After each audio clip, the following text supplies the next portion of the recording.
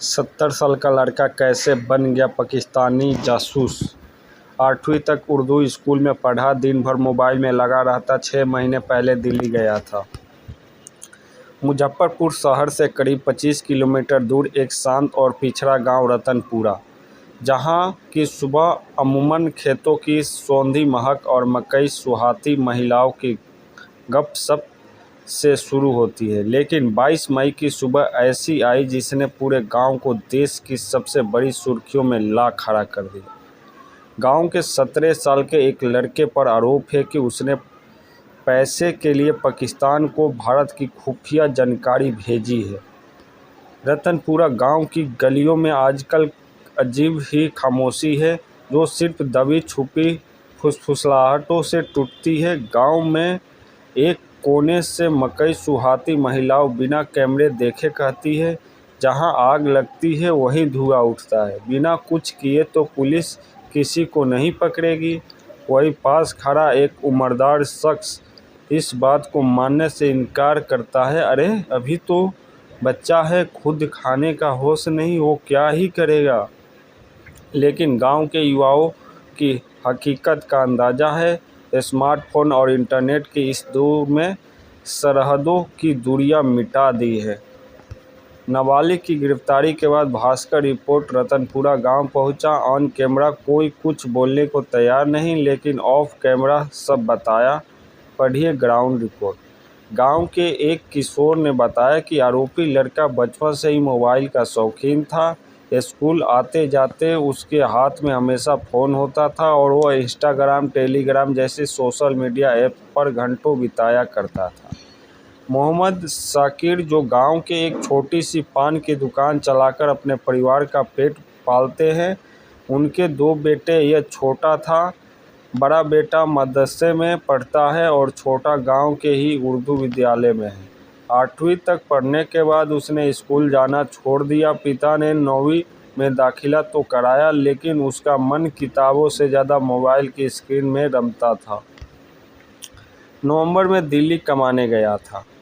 गांव वालों के मुताबिक पिछले साल 4 नवंबर को पहली बार गांव से बाहर निकला। उसने घर पर कहा कि वो दिल्ली की फैक्ट्री में काम करने जा रहा है। किसी को अंदाजा नहीं था कि दिल्ली के इस सफ़र में या सोशल मीडिया के अनजान गलियों में उसकी मुलाकात सरहद पार के किसी कालाए साए से होने वाली है। नाबालिग लड़के ने अपनी उम्र को छिपाने और खुद को बड़ा दिखाने के लिए एक बड़ा खेल खेला। उसने 2 अलग अलग आधार कार्ड बनवा लिए। जब बिहार एटीएस ने जाल बिछाया तो उसके पास से दोनों फर्जी आधार कार्ड और स्कूल की टीसी जब्त की गई। उसकी यह डबल लाइफ सिर्फ पहचान तक सीमित नहीं थी। पर्दे के पीछे वो टेलीग्राम अनएन्क्रिप्टेड ऐप के जरिए पाकिस्तान के कुख्यात हथियार तस्कर शहजाद भट्टी और अन्य पाकिस्तानी हैंडलर्स के सीधे संपर्क में था। इसी स्कूल में आरोपी ने पढ़ाई की थी। एटीएस ने की डिजिटल रैंकिंग, जिसके बाद किया अरेस्ट। एटीएस की तकनीकी टीम पिछले काफ़ी समय से डिजिटल स्पेस में एक संदिग्ध हलचल पर नज़र रखे हुए थी।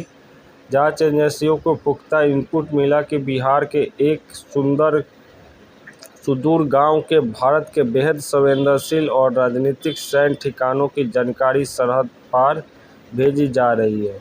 सीधे हाथ डालने के बजाय पुलिस पहले एक नॉर्मल जांच के बहाने आई। एक ग्रामीण ने बताया, पहले पुलिस आई और कहा तुम्हारा फ़ोन जांचना है। वे फ़ोन ले गए। उसके 2 दिन बाद पूरी तैयारी के साथ आकर उसे गिरफ्तार कर लिया गया। जब एटीएस ने उसके मोबाइल को खंगाला तो अधिकारियों भी दंग रह गए। उसमें देश विरोधी सामग्री का पूरा भंडार था।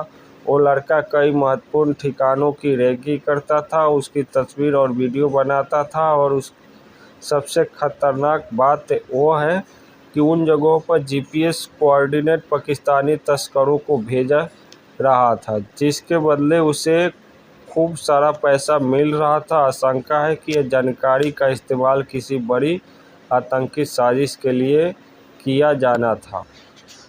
पिता बोले, मुझे भरोसा नहीं कि निष्पक्ष जांच हो। बिहार एटीएस के एडीजीपी पंकज दराद के मुताबिक आरोपी खिलाफ पुख्ता डिजिटल सबूत मिले हैं और कोर्ट के आदेश के बाद उसे जेल भेज दिया गया। इधर रतनपुरा गांव में पान की दुकान चलाने वाले पिता सदगीर सदमे में हैं।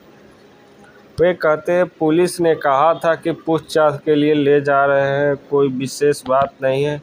मैंने साथ जाने को कहा, उन्होंने मना कर दिया। मेरा बेटा तो सिर्फ 17 साल के है, मुझे अब भी भरोसा नहीं हो रहा है। पिता वह सिर्फ एक ही मांग कर रहे हैं, मामले का निष्पक्ष जांच हो। शहजाद भट्टी पाकिस्तानी डॉन। वाह।